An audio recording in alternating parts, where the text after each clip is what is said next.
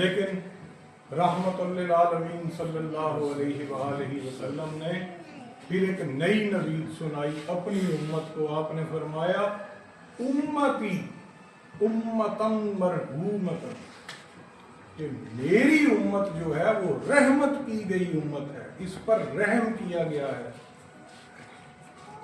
تو فرق پچھلی امتوں میں اور ہم میں کیا ہوا؟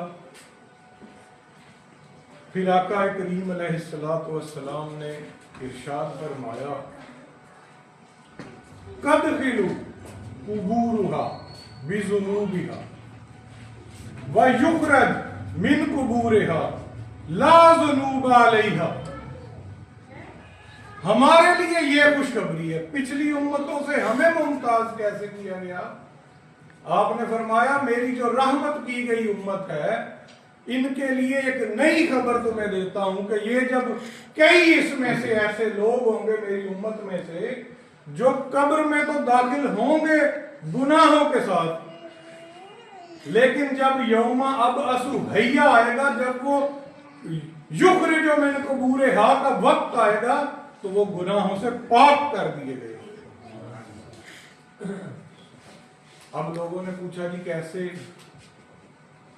تو فرمایا کہ اس طرح کہ اگر میرا امتی جو میرے واحد اور لا شریک خدا پر ایمان رکھتے ہوئے مجھے لاسٹ اینڈ فائنل اتھارٹی مانتے ہوئے اس دنیا سے چلا گیا، لیکن اس کے ذمہ کچھ اعمال میں واجبات میں کمی رہ گئی، کچھ اور اس سے گناہ سرزد ہو گئے، تو اللہ نے اس کے لیے یہ راستہ میرے صدقے بنا دیا ہے کہ اس کی اولاد، اس کے لواحقین یا مومنین ساری امت جو دعا کرے گی، جو مغفرت میرے اللہ سے مانگے گی اس بندے کے لیے، تو میرے اللہ ان دعاؤں اور ان اچھے اعمال، اچھے افعال کا صدقہ اس مرحوم کے گناہوں کو بخش دے گا اور اس کی نیکیوں میں اضافہ کر دے گا اور اس کے نامہ اعمال کو خیر سے دے گا. تو یہ ہمارے لیے ایک خصوصی پیکج اللہ تعالیٰ نے نبی رحمت صلی اللہ علیہ وآلہ وسلم کے صدقے یہ نکالا ہے.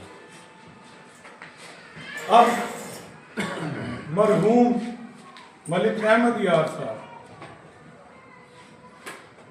میرا چونکہ ان سے میری ملاقات ہے، میں نے ان کو دیکھا ہے، ان کے ساتھ محافل کی ہے، وقت گزارا ہے، گفتگو ہوئی ہے، میں ذاتی طور پر جانتا ہوں، اور اللہ کے فضل سے الحمدللہ میں یہ یقین رکھتا ہوں کہ انشاءاللہ وہ اللہ کے ہاں ان کی مغفرت ہو چکی. انتہائی نیک انسان، واجبات کو ادا کرنے والے، گناہوں سے بچنے والے، نیکی کی طرف راغب ہونے والے انسان تھے اور لوگوں کو نیکی کی طرف راغب کرنے والے انسان. پھر حضور غوث اعظم رحمت اللہ علیہ سے کسی نے پوچھا کہ حضور پسندیدہ ترین کوئی فرمان عالی شان اپنے نانا کا عطا فرمائیں.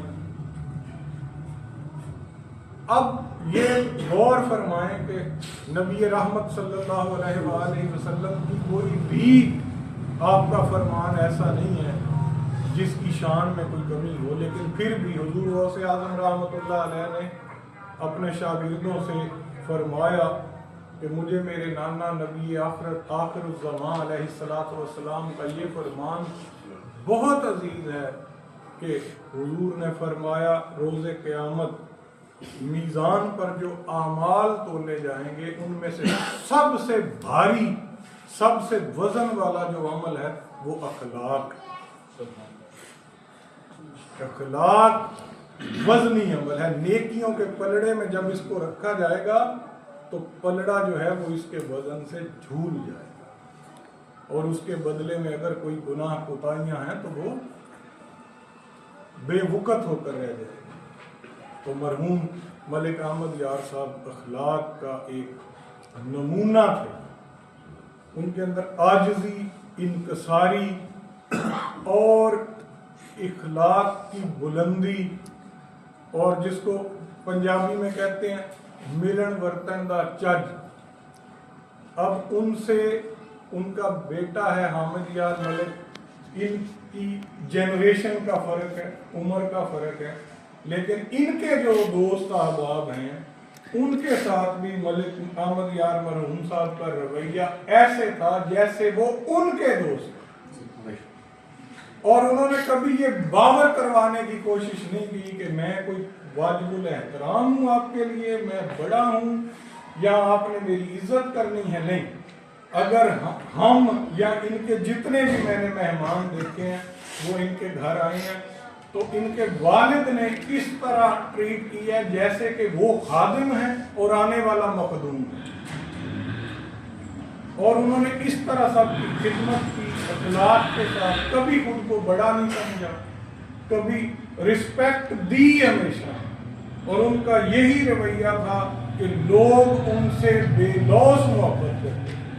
آج حامد یار ملک صاحب کی خوش نصیبی یہ ہے کہ ان کے والد کے لیے دعائے مغفرت کرنے والے لوگ وہ ان کے منہ ملازے کے لیے نہیں کر رہے بلکہ اپنے لگاؤ کی وجہ سے دعا کرتے ہیں. تو اب میں اللہ تعالیٰ ان کو مزید توفیقات عطا فرمائے. جیسے میں نے عرض کی کہ ہمارے لیے یہ پیکج اللہ نے دے دیا ہے، تو اللہ تعالیٰ حامد یار ملک صاحب کو مزید توفیقات عطا فرمائے. بے شک ملک احمد یار مرحوم صاحب بالکل اللہ تعالیٰ نے ان کی مغفرت فرما دی ہے. ان کی اولاد جو نیک اعمال کرے گی یا ان کے لیے ایصال ثواب کرے گی، جو افعال نیک صالح یہ انجام دیں گے، تو ان کے صدقے اللہ کریم ان کے درجات بلند فرماتا جائے گا. اور یہی ان کے لیے بھی ساتھ ساتھ توشہ آخرت ان کے لیے جمع ہوتا جائے گا، کیونکہ ہم رحمتوں والی امت ہیں، ہم نبی رحمت کی امت ہیں. تو ہمارے لیے یہ بھی پیکج ہے کہ ہم جتنے بھی ہیں جو دوسرے مومن کے لیے اگر ہم دعا کریں تو اس کا ثواب ہمیں بھی ملے گا. اگر دوسرے مومن کے لیے ہم خیر خواہی کا جذبہ دل میں رکھیں، محض دل میں، تو اللہ اس کا اجر بھی ہمیں دے گا. اگر ہم دوسرے مومن کی بھلائی کے لیے زبان ہلائیں گے تو اللہ ہمیں بھی اجر دے گا. اگر دوسرے مومن کی بھلائی کے لیے ایک قدم چلیں گے تو اللہ ہمیں بھی اجر دے گا. اگر ہم دوسرے مومن کے کوئی دو مومن ہیں ان کے درمیان غلط فہمی پیدا ہو گئی ہے، اس میں ہم اس کو دور کرانے کی کوشش کریں گے تو اللہ ہمیں بھی اجر دے گا. ہر سانس کے ساتھ، ہر قدم کے ساتھ یہ اللہ نے ہمارے آقا کریم علیہ السلام کا صدقہ کے اتنے پیکج رکھ دیے ہیں کہ مسلمان کے لیے اتنی آسانی ہے کہ وہ گھر بیٹھا اپنے ہر سانس اور ہر قدم کے ساتھ ثواب کما سکتا ہے، اچھائی کما سکتا ہے. آخری بات کروں گا، ہمارے لیے ایک پیکج ایسا عظیم پیکج ہے جو سب سے بڑھ کر ہے. پچھلی امتوں پر یہ سختی تھی کہ اگر انہوں نے برائی کا خیال کیا تو ان کی پکڑ ہو اور ان کے نامہ اعمال میں گناہ لکھ دیا جاتا تھا کہ برائی سوچ رہے ہیں، لکھ دو. اچھائی جب تک کریں گے نہیں وہ نہیں لکھی جانی. ہمارے لیے الٹا دیا اللہ نے اس قانون. نبی رحمت صلی اللہ علیہ وآلہ وسلم کا صدقہ مسلمان اللہ تعالیٰ ہمیں توفیق نہ دے گناہوں کی توفیق نہ ملنا بھی اس کی رحمت ہے. لیکن اگر کوئی مسلمان برائی کے بارے میں سوچتا ہے لیکن کر نہیں پاتا، اس کے نامہ اعمال میں وہ گناہ نہیں لکھا جاتا. لیکن آپ نیت اچھی رکھیں نا، نیت اچھائی کی رکھیں. آپ صرف سوچ لیں کہ میں نے یہ اچھا کام کرنا ہے، نیت کر لیں تو جس لمحے آپ نے وہ نیت کی اس لمحے سے آپ کے نامہ اعمال میں وہ اچھائی لکھ دی گئی. آگے آپ کر پائے نہیں کر پائے وہ آپ کی اچھائیاں بڑھتی گئی آپ کے نامہ اعمال میں. تو اللہ نے یہ پیکج دے کے ہمیں ایک مسئلہ بھی سمجھایا کہ خدا کا واسطہ جو میرے بندے اور میرے محبوب کے امتی ہو, تم